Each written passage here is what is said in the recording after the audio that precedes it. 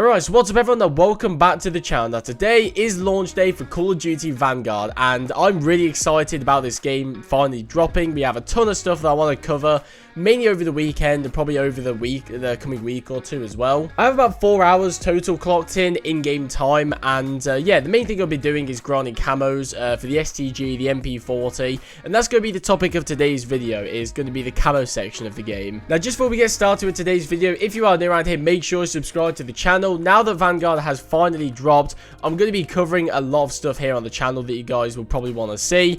I'm going to be updating you guys with my camo progress towards Atomic, which is the brand new mastery camo.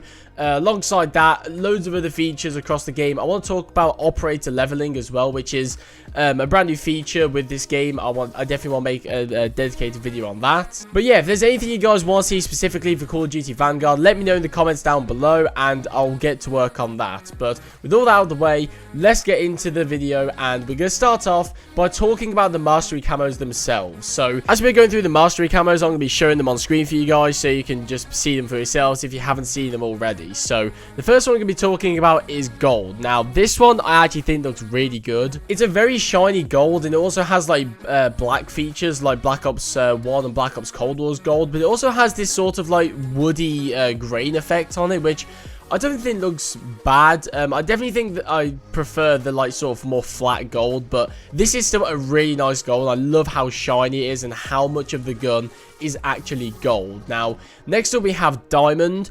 I don't mind this diamond. I think it's really nice as well. I'm not gonna lie. I do think the OG diamond of like the gold and diamond combo, I definitely think that looks better, but I'm happy with this diamond at the same time. It definitely looks good. And then we have atomic, which I really do like. I'm not sure what the general consensus is on the internet, basically. I'm not sure what people think of this. It is pretty much just moving Damascus, I must confess, and I think it looks really good. I'm really happy with it, and yeah, it's definitely going to be a satisfying grind this year, I can't lie. Now, we are going to take a quick dive into zombies. I'm going to make a video separately about this year's zombies, and this is going to be sort of included in that. But as you can see here, we have Golden Viper, which is basically just gold from the multiplayer, but bronze. Diamond is actually a lot better, the Plague Diamond, than last year's, I can't lie.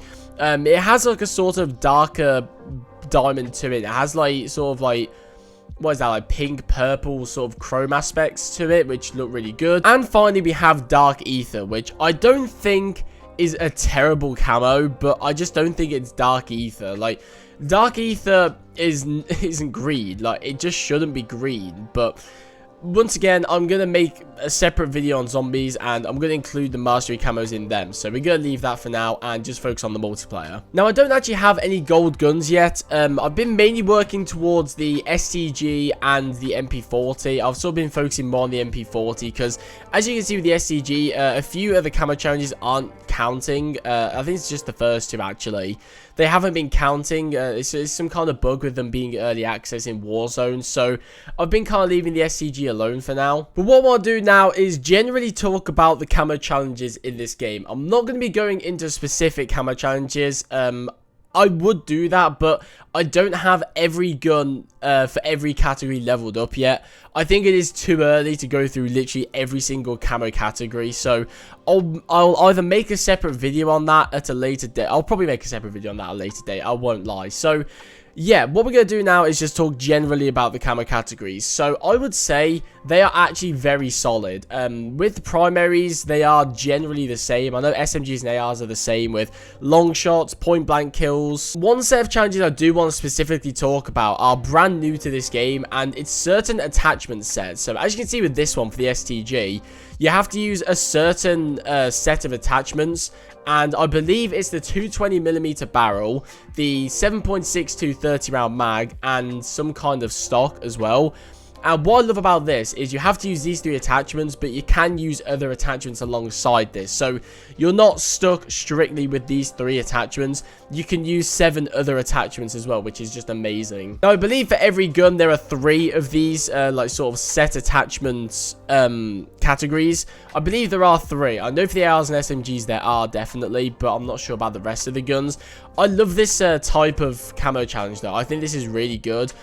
All the rest, though, are sort of your generic things like point-blank kills, long shots, multi-kills, bloodthirsties. They are just generally what you would expect. The part that I was probably most worried about with this game, two parts actually, are the launchers and the melee weapons. And that worry has actually been relieved quite a lot. So with the launchers, which we're going to talk about first, actually with both of them we'll say first, you don't have to level up any of them. They all start at level 1 and they don't go above that, which is amazing. This is for launchers and melee weapons. Alongside this, they only have 5 camo categories instead of the usual 10, which is brilliant. Now we're going to start with the launchers. So the camo challenges with the launchers are 100 elims, not kills, just elims.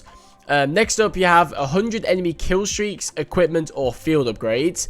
Then you have 50 ground streaks or field upgrades. Then you have 50 enemy aerial streaks. And finally, 3 enemy kill streaks in one game 30 times, which...